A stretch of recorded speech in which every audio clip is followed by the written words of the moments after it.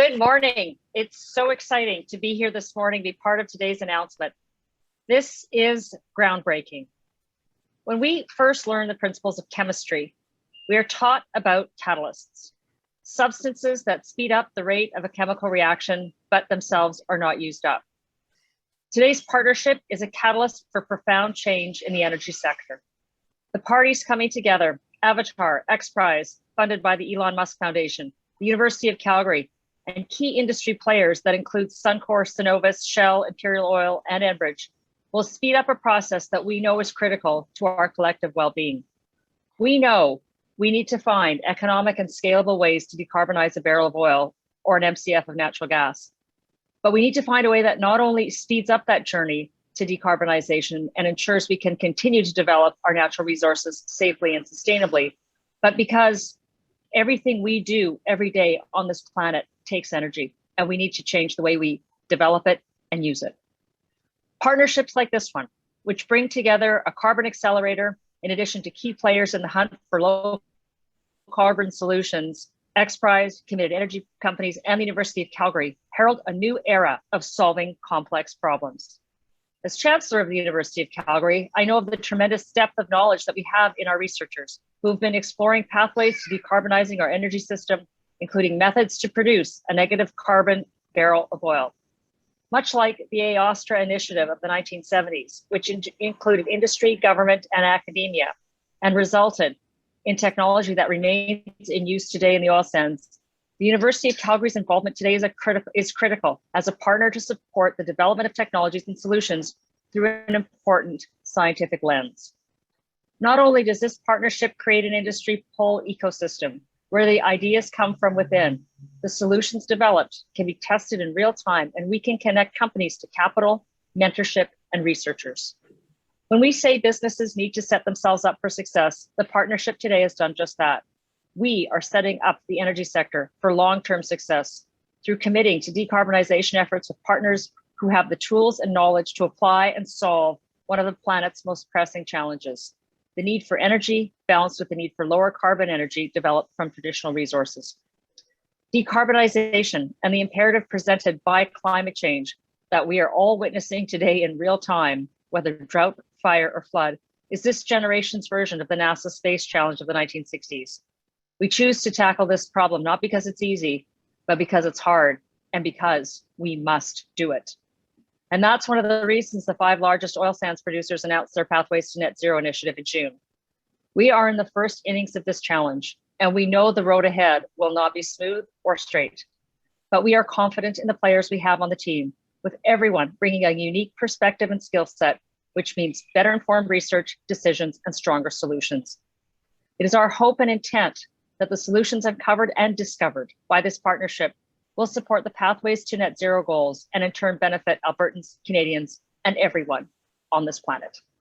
I would now like to turn the podium over to Kevin Krausert, co-founder of Avatar Innovations. Over to you, Kevin.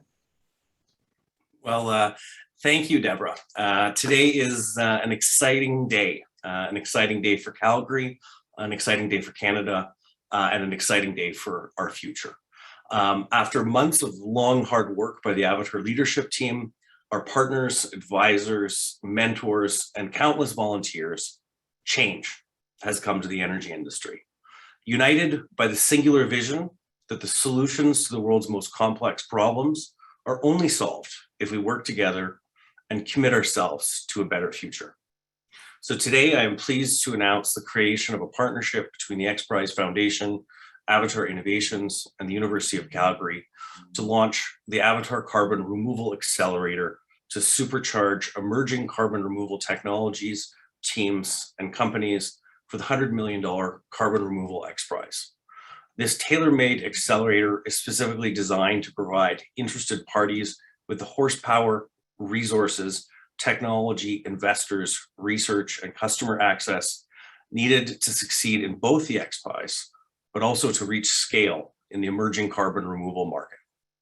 Projected to be a multi-trillion-dollar industry by 2050, the emerging carbon removal market holds one of humanity's greatest hopes for not just stopping the worst effects of climate change, but reversing it. The simple reality is the transition to a net neutral economy and a carbon negative economy will require industry, academia, and technology to partner together in new ways to unlock this new future. It's what we do at Avatar, and we're just getting started.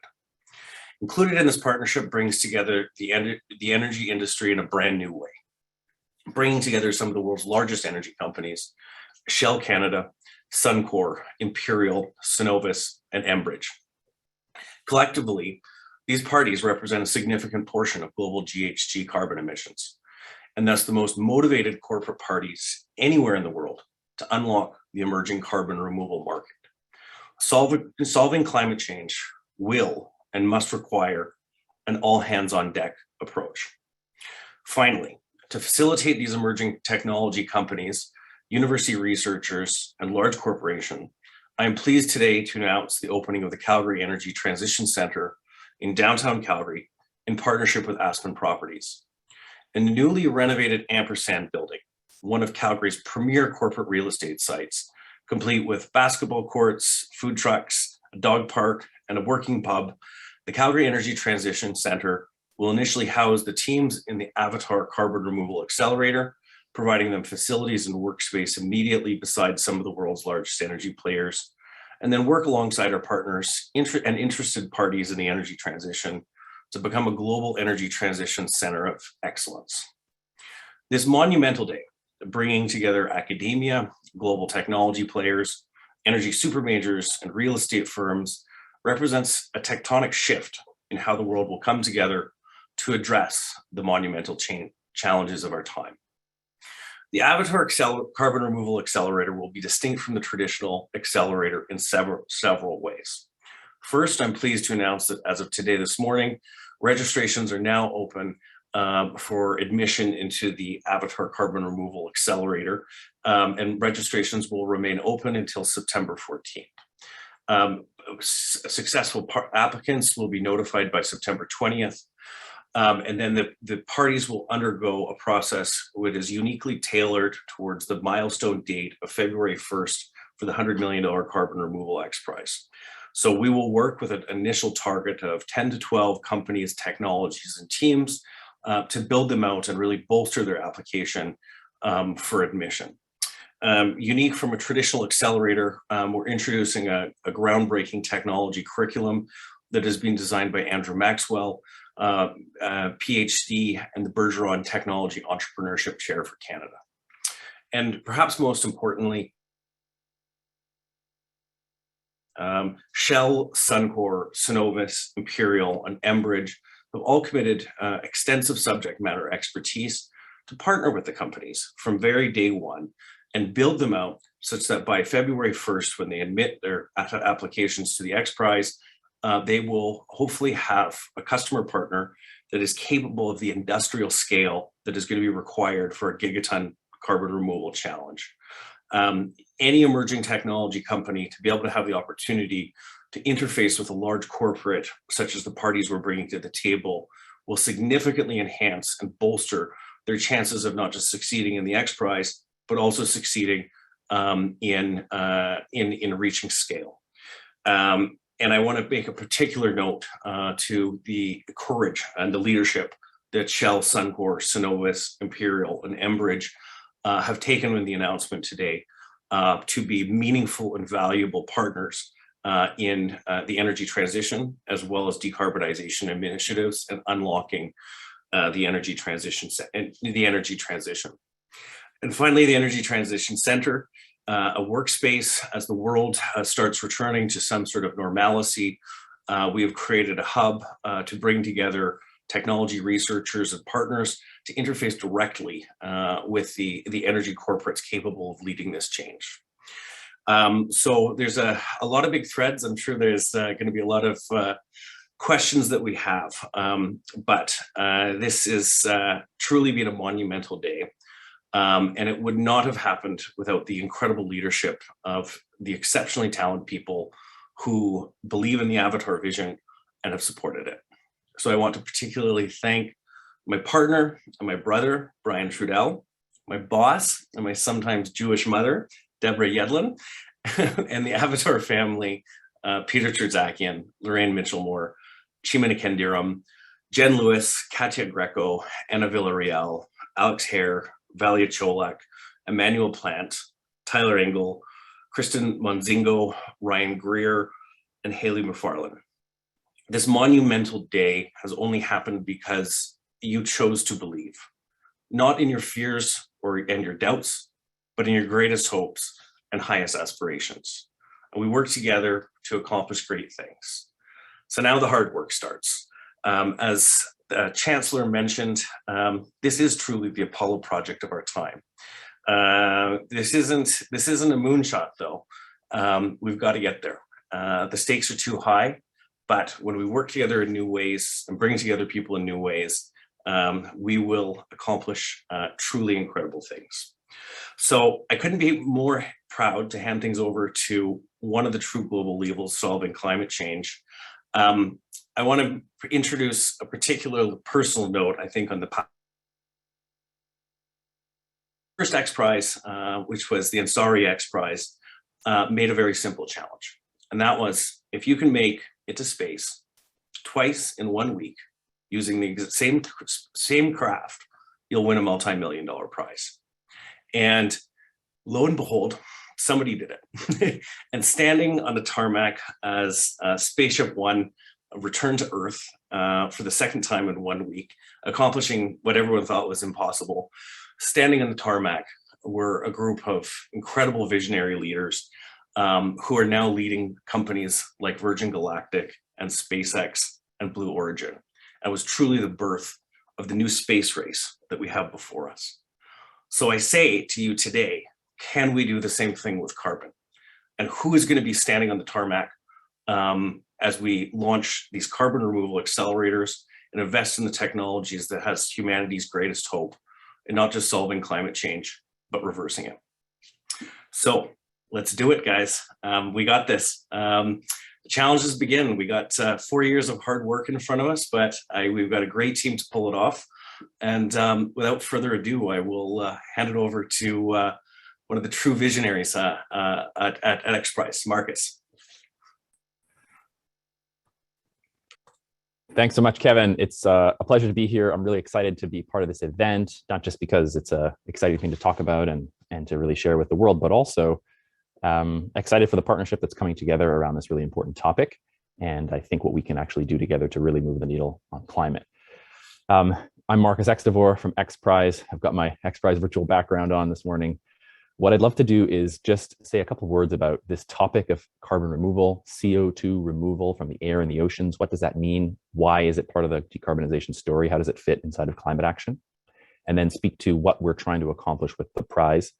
But I'll tell you right now, the punchline is creating partnerships like this that can take solutions, scale them, deploy them, take them from a concept through the prototype phase and into something that we can deploy and be meaningful for part of our collective action on climate. That is the ultimate goal. And we would like the prize to be a catalyst in making that happen. So first, just carbon removal. This is a really new topic for most of us, but a lot of the experts have been working on this for some time. The IPCC report has made even more clear, most recently AR6, that removing CO2 from the air and the oceans is going to need to be part of our climate stabilization plan. The most important thing is to reduce existing emissions today. Carbon removal can never be a substitute for that, but in addition to getting to net zero emissions, we actually will need to go into carbon negative territory just to stabilize our climate and avoid the worst and most dangerous effects of climate. So that's the why. The how, turns out there are many ways to do this, from reforestation and more tree planting, to restoring coastal wetlands, to changing agricultural practices, to using industrial wastes like mining wastes, even building things like direct air capture machines that will take CO2 directly out of the air using mechanical or even electronic means. The how is a multifaceted answer. There are many ways to do this. What we hope to do at the prize is say, all right, there are a couple of fantastic people already, groups in the world doing this today, but a very, very small number. Even some great Canadian leadership in this space already. What we need to reach our goals of gigatons of CO2 removal in the next few decades, which is what the climate arithmetic points us to, is a whole ecosystem. It's not one or two or three solutions. It's not one or two or three companies. We're going to need an ecosystem of solvers. That's what we hope to spark with the prize. So what is the prize? The prize is a $100 million challenge. Can you demonstrate a working carbon removal system using any method you like? Can you estimate its costs at scale? And can you show a pathway to gigaton scale? We know we're starting small today for many of these groups, but how do we scale these to the gigaton scale? And do you have a plan for that? That's the structure of the prize. And we're going to be putting through entrepreneurs through their paces over the next 4 years. Now, what I think the partnership brings, which is why it's so exciting, is that missing piece, which is we've got the goal, we've got a challenge to really whet people's appetite and encourage them to do so. But how do you take a concept and a prototype and make it, as I said, into a scalable business? That's where the partnership comes in. That's where resources and expertise from the University of Calgary, mentorship from the Avatar team, from all the partners who are coming together to support this, showing that there's customer demand or industrialization support on the other side to really make these solutions real. That's where I think this partnership is going to shine and really be powerful. Fundamentally at XPRIZE, we think of these programs as leverage opportunities. We don't think a prize can solve climate, but we think it can light a spark that can catalyze action. And these types of partnerships are the things that can really make it grow. So we love to see any kind of support for higher quality entrepreneurs in the near term as they focus on the prize and their solutions more broadly. But really, it's these kind of partnerships that will stitch the ecosystem together. As I said, it's going to take a lot of different steps, a lot of different actors to meet our climate goals. Reducing existing emissions is still job one. That doesn't change, that won't change. But we know we need carbon removal in addition. And so we better get busy working on it. That's what this is about. So we're thrilled to be part of this. We're thrilled to see this partnership come together, and we look forward to nurturing it and being a part of it in the years to come. Thanks, and I'll throw it back to you, Kevin. Great, thank you. And next up, we have John Wilson, the CEO of Innovate Calgary and a key leader at the university on the Avatar vision. Okay, thanks. Thanks, Kevin, and thanks, Deborah, and thanks, Marcus. The University of Calgary is clearly very excited to be a partner in this new Avatar Carbon Removal Accelerator. As everyone in the city of Calgary knows, the University of Calgary is very much of the city and for the city. And this means deep connections with the energy industry, of course, and the rapidly developing carbon management industry. UCalgary researchers have a long history of working with both the established energy industry. Many of these companies are here today and are now also partners in this accelerator, and with new companies, many of which have been founded by our researchers and now operate nationally and internationally. A well-known example of the latter is Professor David Keith, who as a UCalgary researcher formed Carbon Engineering, now one of the world's leading direct air capture companies. But Carbon Engineering is just one of tens of energy transition and carbon management companies that have started in the last few years and which have roots in the University of Calgary.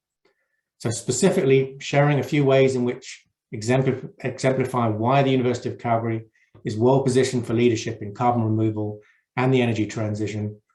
Firstly, and perhaps most importantly, the University of Calgary has been researching energy transition and carbon management for several decades, being home to Carbon Management Canada since 2010, hosting a carbon capture and storage test site, as well as being home to the federally funded $75 million Global Research Initiative, GRI, in sustainable, low-carbon, unconventional resources. The GRI, which started in 2017, has a deep pool of research and expertise, which together provide a great opportunity for partnership for the Avatar Accelerator participants.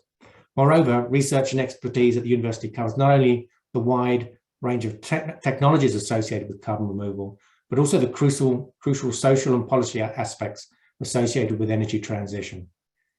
Secondly, UCalgary is home to the CDL Rockies energy stream, supporting and investing in energy transition companies from around the world. Also, UCalgary researchers play key roles in the CDL climate stream in Vancouver. Next, and more generally, the University of Calgary has entrepreneurship in its DNA. In 2020, Canadian universities registered 104 new technology-driven startups, and 21 of these were from UCalgary, ranking us the #1 university in Canada for new technology-driven startups. Finally, UCalgary is in Alberta, and we're already home to the facilities and in-field knowledge which are going to help us drive the energy transition. For example, blue hydrogen requires methane conversion facilities and pipelines for distribution of waste CO2 for carbon storage. We have this in Alberta today. Carbon capture and storage requires geological and subsurface engineering knowledge. We have this in Alberta also today. And moreover, you Calgary researchers are looking to the future and looking at novel routes to hydrogen production and more radical solutions to decarbonizing our energy systems. So, in summary, thank you to Avatar for asking us to partner, and we look forward to the journey. Thank you, Kevin.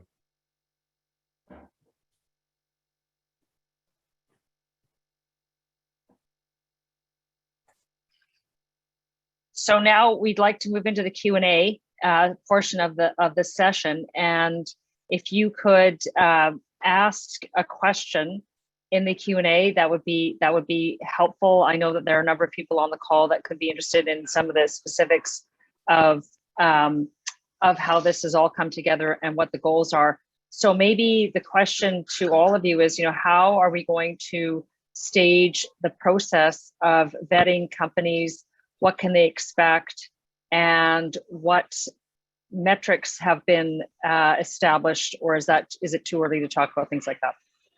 I'll start on the Avatar side, and then Marcus can probably speak a lot more closely to the XPRIZE side. But the Avatar process selection committee has been struck.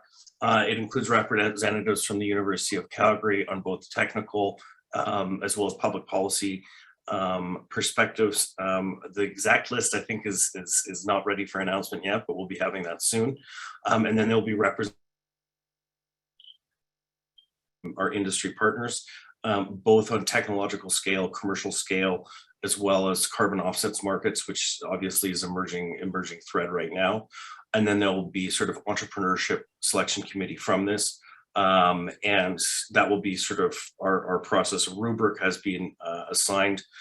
We are looking for kind of emerging technology companies that have there. It's not necessarily, we're looking for a thread of a spark that we think we can thread together with a partnership with a big energy player to really bring it to market, to put it shortly. And then in terms of the XPRIZE process, Marcus could probably explain that in a lot more detail. Yep. Go ahead, Marcus. Happy to, and thanks for that, Kevin and Deborah. So a couple of things. I mean, when we set about trying to design a prize, it's, you can think of a prize as really a set of incentives. So we ask ourselves, what are the things that will really matter for scalable and deployable carbon removal? First of all, the ability to actually execute and show a working system matters. That's sort of step zero. And so that's one of the requirements of the prize. Show us a working demo. Just as any business is going to have to, you're going to have to get to some kind of industrial, ecological, ocean-based pilot system, whatever the case may be, to collect data, attract investors, make a manufacturing or scale-up plan. And so we're asking competitors to show such a demonstration at a scale of about 1,000 tons a year. The second thing you've got to do if you want to be serious about scaling carbon removal is actually understand what kind of global limits you may have, understand a scaling pathway. So we're asking folks to explain how they can scale to a gigaton. So detailed questions like, when I say a gigaton, I mean a rate of gigaton per year CO2 removal. So how do you get there? What kind of land requirements? What kind of labor requirements? What kind of justice considerations? What kind of tax considerations? What kind of mineral and material needs? What kind of ecological and ecosystem services or impact will there be? Is it possible to scale this solution to gigaton levels, or is it going to cap out at some way? These are things you want to see in any business proposal. We're asking for that in the Carbon XPRIZE, in the XPRIZE Carbon Removal as well. And the last thing, the major criteria we're asking for is a sense of cost. I suspect the investor community and Avatar team is going to ask for, techno-economic analysis over time, or be thinking about that kind of thing like you normally would. In the competition, we're asking for an estimate of cost. The idea of carbon removal at scale is still kind of a nascent idea. And so it's very important for us to estimate these costs. What are the social costs? What are the economic costs? That'll help us figure out which solutions can be deployed when, at what public cost, at what private cost, et cetera. So even just sitting down to do a cost assessment is an important exercise. And I think that's going to be something that you're going to see over the coming years.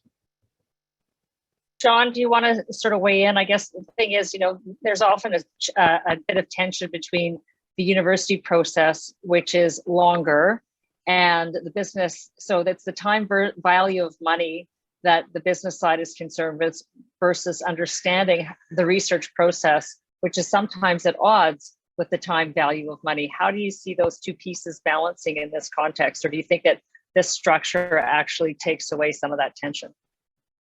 Yeah, thanks, Deborah. And as you know well, there is never any tension between the university and the business world. It's extremely harmonious. But I think on the serious side, this is clearly, I mean, it's been articulated already. It's an extremely important challenge for all of us. We are expecting companies to apply that are, let's say, fully formed, up and running, ready to go, and then maybe add on those few key bits of advice to hopefully get them across the line. But more than that, we are also opening this up to much earlier stage companies and individuals, at least to take part in the accelerator, get involved, because we are going to be actively in the company formation. And let's say, to use your narrative, Deborah, acting as a catalyst, bringing groups together to discuss. And this is going to be a wonderful coalition center downtown in Calgary. And we fully expect new companies to come out of this process. And who knows, maybe the ultimate winner of this particular XPRIZE will be a company that's formed in the first few weeks and months of this accelerator. And that would really be a fantastic story for entrepreneurship. And I expect, getting more directly, I think, to your question, I think many of our researchers will want to be involved both as advisors and to take part themselves. And we'll manage that in the best way that we can. And conflict of interest is something that we all live with. We don't avoid it, we manage it properly. And I look forward to the next few months, Kevin. I think they're going to be busy. My inbox is going to be rattling away as per normal, yes. We're going to open it up to some questions in the media. I know Emma Graney from the Globe and Mail has a few questions about the Energy Transition Center. So I don't know where Emma is, but I'm going to throw it to her so she can ask her questions. Hello, g'day. Yes, I'm in beautiful Edmonton today, so lucky me. Yeah, a couple of questions about the Energy Transition Center itself. Deborah, this might be to you, maybe Kevin, heck, maybe John. I don't know. You guys can wrestle it out. But I mean, you're talking here about Canada's home. Really, it's the heart of oil and gas in Canada, right? What does it mean that you're now throwing an energy transition center into what is essentially, you know, empty office space because oil and gas is all just kind of, you know, fled really from Calgary? Like, what does this mean for the city and for that whole, I guess, for the sector as a whole? I'll take it first. Do you want me to go first, Kevin, or do you want to go? You go first. Okay. So, Emma, I think what we're seeing is a profound shift in how the energy sector is changing, obviously, through a decarbonization transition perspective. And I think having an energy transition center in Calgary that recognizes the potential of where we can go as an industry and as a province, it's pivotal, it's transformational. I don't think anybody should underestimate how important this is. I refer you to something called Greentown Labs, which is based in Boston, but also has opened an office in Houston. It is also an energy accelerator. And I think this is absolutely critical because we can't decarbonize or transition without the energy sector being involved in the process. And so from a Calgary perspective, this puts us on the map in a different way because we should be a national and international place for energy research and decarbonization. Yeah, you know, Emma, I will build on that in the sense I think that the biggest opportunity of the future of the economy is going to be energy transition, and the reality is the most compelling solutions that exist for the sectors that are going to be most difficult to decarbonize exist inside oil and gas, whether that's carbon capture, hydrogen, geothermal, long duration storage. These are solutions we're already working on. We're already busy. How do we commercialize and scale those in a means that is much faster and fill these office towers back up? So it's not an or conversation, it's an and conversation. So I think it's very compelling and on brand that the Energy Transition Center is going to be housed in a building called the Ampersand. So, you know, we're going to start with the teams that are going to be in the Carbon Removal Accelerator, competing in the XPRIZE, and then we'll build out with like-minded partners. But the reality is you know, complex issues like solving climate change can't be solved with slogans. It's going to require an all hands on deck approach, and I think this is a significant demonstration that the super majors in energy are at the table in a way they've never been at before. So let's unlock these technologies and let's commercialize them. And there holds our future, is what I'd say to that.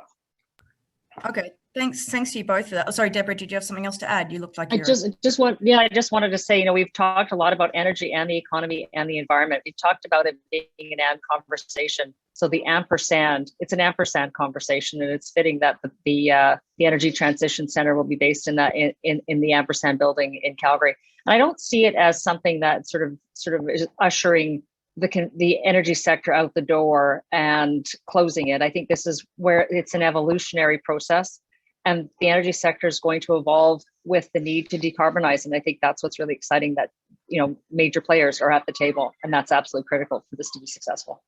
Yeah, for sure. Yeah, and sorry, Deborah, I was just going to add to that. As a relatively newcomer to Calgary, one of the things that struck me the most is how connected the current energy commercial system is with the future commercial system. It's in my little bit of blurb at the beginning, I picked on carbon capture and storage and hydrogen as just two, but they're great examples. And both of those things I've mentioned are clearly a major part of the future. Well, to deploy them, you need to have in-field expertise and facilities that we already have in Alberta, and very few places around the world have them. So having the initial technology, which is going to cause this new game changer, is great, but you need to have the in-field skills that we have here in Alberta. So I echo in Deborah's comment, this is very much a transition of current energy to future energy. And then further to that, and this might even be one for Marcus to weigh in on as well, mate.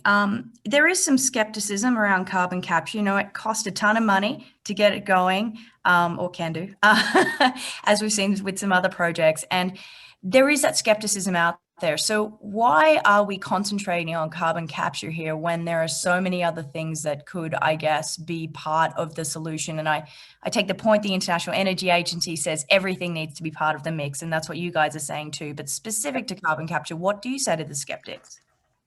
Well, let me just be clear first, Emma. So the XPRIZE is around carbon removal, which is not carbon capture. So carbon removal is anything that pulls carbon out of the atmosphere.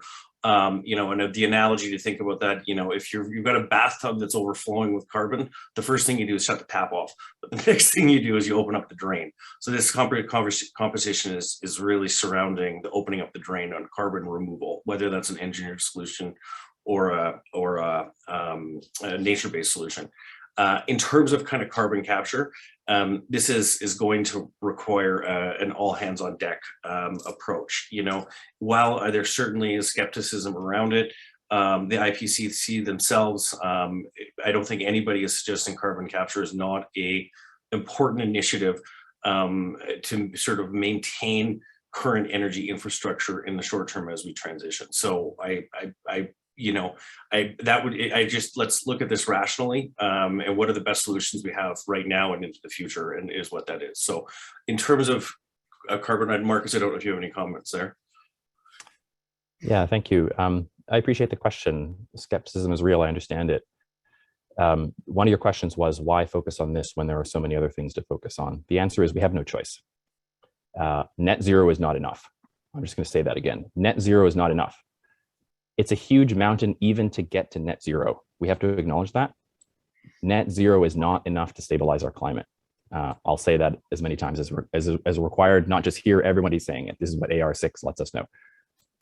For better or for worse, we have to go further and create the capacity for so-called negative emissions. We have to remove emissions that are already in our atmosphere, and about a quarter of them end up dissolved in our oceans. But, and this is a crucial point, we can't take our focus off of direct reductions of emissions today. Carbon removal is not a replacement for that. It's actually a separate but complementary exercise. And we're going to need both of those to ultimately stabilize our climate. With respect to cost, that's why we're launching a prize. That's why partnerships like this exist. If hundreds of dollars per ton is what it's going to take, we probably won't be able to do it. There probably isn't the political will or the capital to get it done. We have to bring those costs down.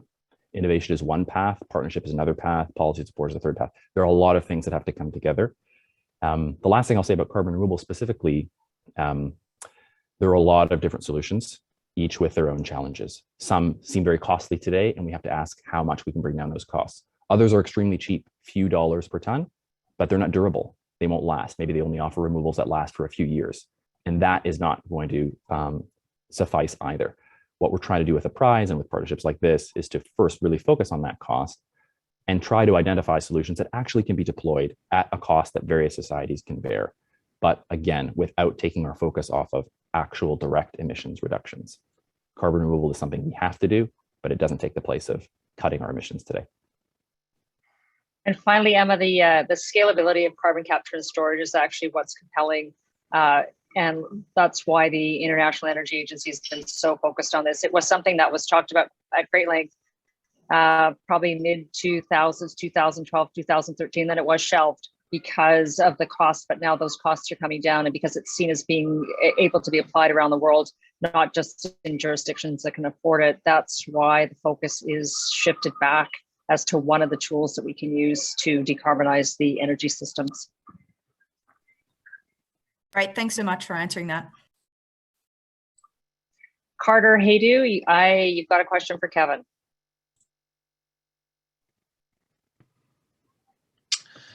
Yes, hello.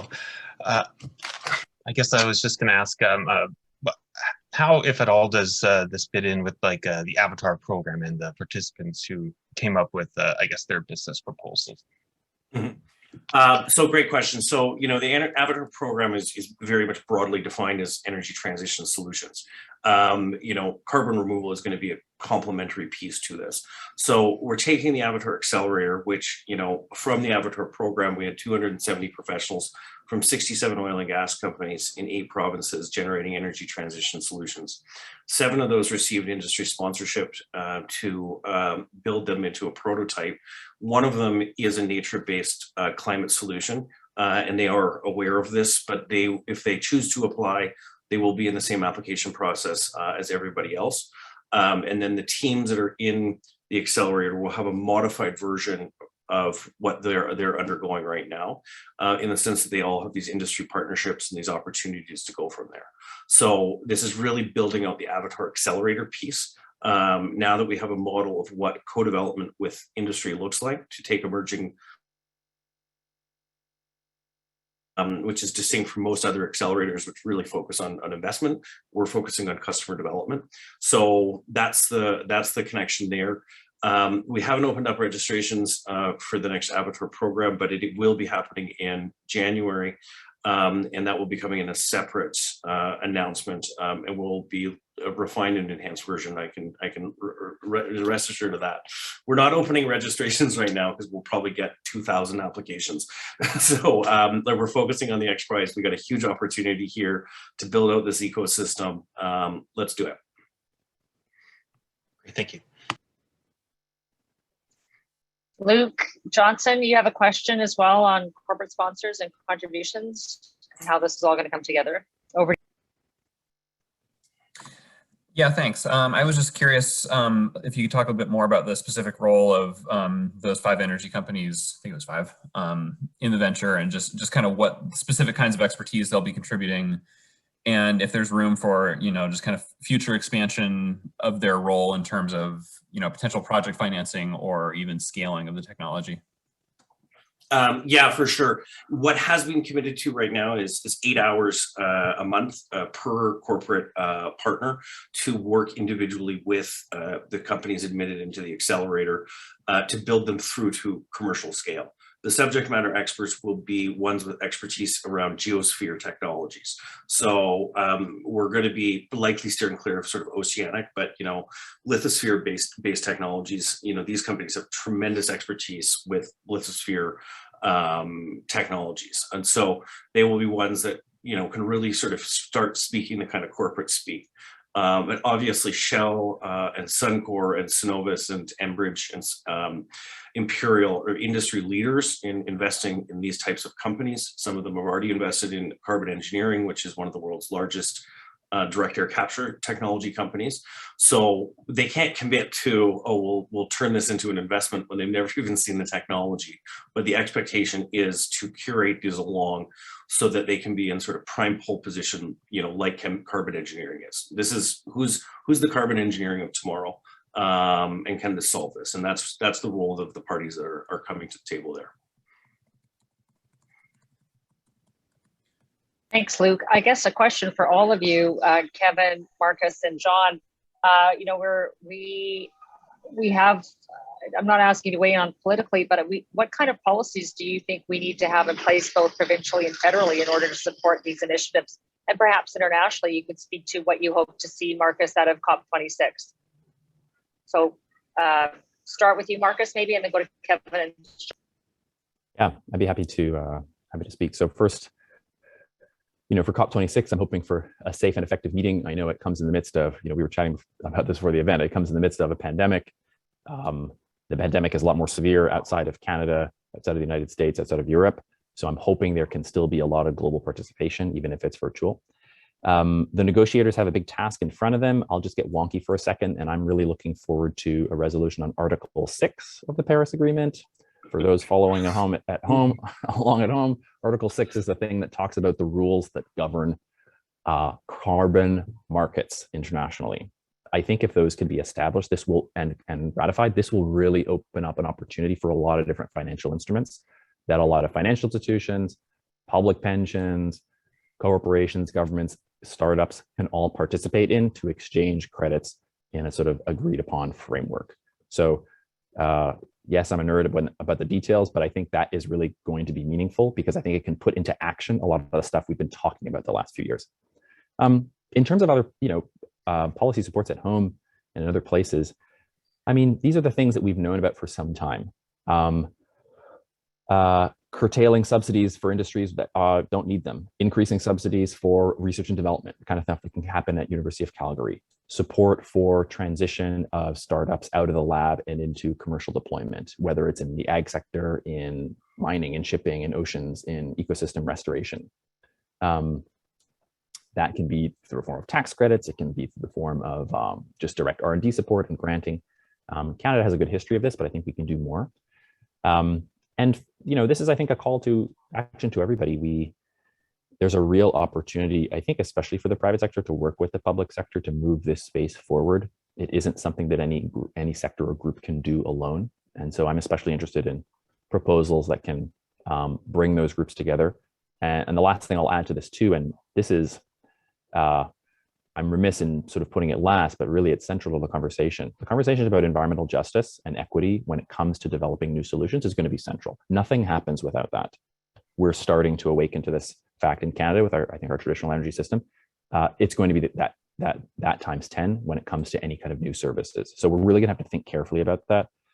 We're doing our part at XPRIZE to try to bring that conversation central at the beginning of the process, rather than our history, which has been, well, we've got a great solution. Now, is it something people can abide with, instead of having that conversation early on? So I want to flag that because I think that's something that doesn't always get addressed, but I think is going to continue to be addressed going forward. So when it comes to policy, that's something I look for as well.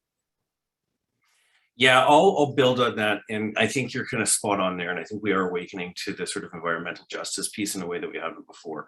One of the big developments is obviously the implementation of the United Nations Declaration of the Rights of Indigenous Peoples, and how do Indigenous protected areas move forward. One of the nature-based climate solutions that's being developed in Avatar right now is how we're having those conversations kind of up front. And is there, traditional land and traditional practices that can be incorporated to enhance the viability of Indigenous protected areas? As the Canadian far north climate is going to change, or is going to change faster than down south. So I think that's a really important distinction, Marcus. Article 6 is obviously the one everyone is watching for the COP26 that is going to be upcoming. It's going to be interesting. It's a tall order to get that many countries to agree on whose offsets are valuable. But I'd say from a policy perspective, but that's what Canada needs, regardless of what happens around COP26, is you've got voluntary carbon offset markets and you've got mandatory carbon offsets markets, and not all carbon offsets are created equal. And there's, how do we create a fungible market around carbon offsets? Because currently it's not fungible. Currently it's, some company wants to develop it, or the large corporates are basically developing their own offset protocols to basically claim their net zero, as those are not being, validated or justified by something else. So, in the short term, what Canada can do is establish a credible mandatory carbon offset market that is in line with global standards and industry leading standards, and start moving some of this voluntary non-fungible market into a credible, validated, marketable mandatory market. That's going to be challenging, I think, Kevin. I want to come back to you on that, but I want to ask John just sort of what he sees in terms of a policy perspective. In government, whether it's provincial or federal, what do we need to make sure that this is successful long term? What's missing? Yeah, look, and I've really enjoyed listening to Kevin and Marcus. Clearly, I'm going to agree with Marcus, and thanks for saying it. R&D is a part of the solution. It's not all of the solution, but the more that we can put into the beginning of the funnel, then the more options we have going forward. And so we're continually talking with all levels of government, looking for mechanisms, processes to make R&D more effective. And I think what you're seeing here is one of those mechanisms where the universities are really plugged into the entrepreneurial talent and the large companies that have the wherewithal to deploy them. So we'll be having that conversation, and any policies which promotes that will be gratefully received. I think I'll just add the general comment that my interpretation of what I've heard is that this is a new type of capitalism, and we all know that energy is not a local thing. It's going to have to be looked at in the international scale. So this is going to need more international collaboration. And I think Canada is going to be a leader there because we are a trusted company. And so, yeah, a trusted country. So I look forward to the future. I'm very, very optimistic, Deborah, about the next 5 years. So I just want to just explore this notion of a carbon offset market, and where, Kevin, do you see this fitting into the existing financial structure of global capital markets and Canadian capital markets, and where do you see this as fitting in? I think that there is sort of, I'd say, what I would call a little bit of a disconnect between the Canadian capital markets unlocking this. Canada's blessed with a tremendous amount of grant funding for startups and entrepreneurs, which is great. And then Canada's blessed with massive private equity firms like the Brookfields of the world want to be investing in this. I mean, it's that bridge in the middle that is the challenge. And so one of the pieces we're really trying to solve at Avatar is bringing these into sort of the Avatar tent, so we can get a little bit more patient of capital with the customers in place to be able to get there. I'm certainly not a fan of a whole bunch of public and unsophisticated capital coming into the market. But how do you de-risk that piece of the puzzle? And if public funding needs to be had there, I think it's smart, but it needs to be driven by sophisticated private markets, is I guess my opinion. But that's the bridge that we need to get, is the startups that have raised $100,000 worth of grant funding, getting them through to the sort of $5 million range. And that's where the big gap is, and that's where Avatar's focused on. Marcus, you're nodding. What can you add to what Kevin just said? I'll double down on it. I mean, Kevin's pointing out a classic gap in sort of, the cap table or the capital stack, and investing in energy companies and energy innovation generally. I've had a lot of conversations with folks that have said, we'd like a $50 million project. We'd like a $100 million project. That's great. Those are wonderful. But as Kevin said, you can't go from a startup that's raised $500,000 to a $50 million project. So filling that gap, that's a traditional soft spot, I think, in Canada, but something that I'm happy that Avatar can start to plug with the help of others. And then, back to your question about sort of the carbon regime. I mean, it'll be really interesting to see in Canada how that a possible Article 6 resolution or international rules governing carbon markets could interplay with the carbon tax plans we have in Canada. Let's see how that evolves. But for me, as Kevin alluded to earlier, there's sort of a patchwork system of voluntary a few compliance markets out there, a lot of different standards. If that can start to standardize in a way that traditional financial institutions can figure out a way to play because it's de-risked, that will be a big boon for us. Carbon credits, carbon markets can't be a super niche specialized product that exists in a handful of firms. It has to be something that's a bit more fungible and approachable for, frankly, people that aren't primarily motivated by climate, but are motivated by sort of more day-to-day things. I think that is actually how we solve this. We take it from a ultra specialized niche issue, even though it's, you know, a burning issue, to something that is just sort of regular and routine and can plug into a lot of our existing structures. So that's more like a vision, but I see that as a pathway for taking the conversation about voluntary and compliance carbon credits and bringing it more mainstream. Chris Varco has a question for you, Marcus. Chris Varco is with the Calgary Herald. Chris, over to you.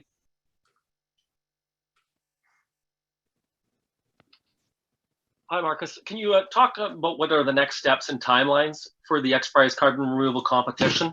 And how do you see the partnership as helping in the process? That's my first question. And then separately, what do you see as the role and responsibilities for the oil and gas industry to help find the solutions in the carbon removal process? Thanks for the question. So the first one, happy to do that. 3 key dates to think about. October 1st is the deadline for proposals by students. We've devoted a $5 million share of the purse just for proposals led by student groups. I'm looking at you, University of Calgary. I'm looking at all the other universities, undergraduates, graduate students, postdocs, support by faculty. You don't have to have data collected. You just have to have a proposal for a carbon removal solution or a carbon removal measurement and verification technique, which is going to be crucial. I'll just give an example. A lot of people talk about regenerative agriculture. Wonderful. We know soils can uptake carbon. Great. How do we measure that? It's not particularly easy to measure. Maybe there's a better way. The next deadline is December 1st. That's the registration deadline for the main competition. Students, non-students, anyone can sign up. It's literally just a sign-up date. And February 1st of next year is the submission date. So Kevin alluded to this date before, and I'll get to your next question about how Avatar fills in. I think Avatar is going to be a fantastic resource for groups that are interested to join the prize now, can get a lot of support, business development support, mentorship, coaching, other services that Avatar can bring and the partners can bring to help them make the best possible submission to the prize in February 1st, and more generally, to develop and accelerate their solution, their business, whatever form it takes. So that's specifically how I think Avatar is going to plug into the prize cycle and vice versa and be symbiotic in the short term. And the second question was, what can the other partners do specifically and more generally? First, I think really adding expertise, adding capital if possible, but also adding a willingness to use their ability to scale and develop technologies and put them in the field. That is, I think, I'll credit Dan Wicklum for saying this once. I was on a panel with him once, former CEO of COSIA. He said something like, the oil and gas industry is so fantastic at engineering and scale up. How do we put that to work to battle the climate crisis? And so credit to Dan for that quote, but I really believe it's true. And then just more generally, you know, what can oil and gas do? To be blunt, take more risk and spend more money. Take more risk on earlier stage projects, on different types of projects, on new types of partnerships, and spend more money. More projects, more investment in projects like this, in partnerships like this, whether it's internal development, whether it's development with external folks. Those are things that will always work, and I think we're in a good position to do that. Well, without finishing Marcus's sentences, I really appreciate that, and I think that's one of the roles Avatar is really playing in a unique way, in the sense that, you know, the reality is oil and gas still is a highly safety critical business. Like we can't you know, just go and innovate on the fly in the middle of some of these massive drilling energy operations that can create massive complications. So the role Avatar is playing is really that safe third space where we can take bigger bets, spend more, you know, invest greater dollars. Thank you. John, anything to add to that? If not, I'm going to give everybody back 5 minutes and say thank you very much for being here today for this announcement. It is, as Kevin said, this heralds a huge shift in energy in Canada, I think, for the world. We are excited about the fact that it's based in Calgary, that there's an energy transition center that's going to be opening in Calgary. We're excited that the XPRIZE is going to be working with us, that the University of Calgary is involved, that energy companies involved. This is absolutely transformational for energy in Canada, and it will change not only energy systems, but also the energy conversation. So thanks everyone for being with us this morning, and good luck with the rest of the day. And we look forward to hearing about all the news that comes from this exciting partnership. Fantastic. Okay, let's do this, guys. Yep, let's go. Thanks. Have a great day, everybody.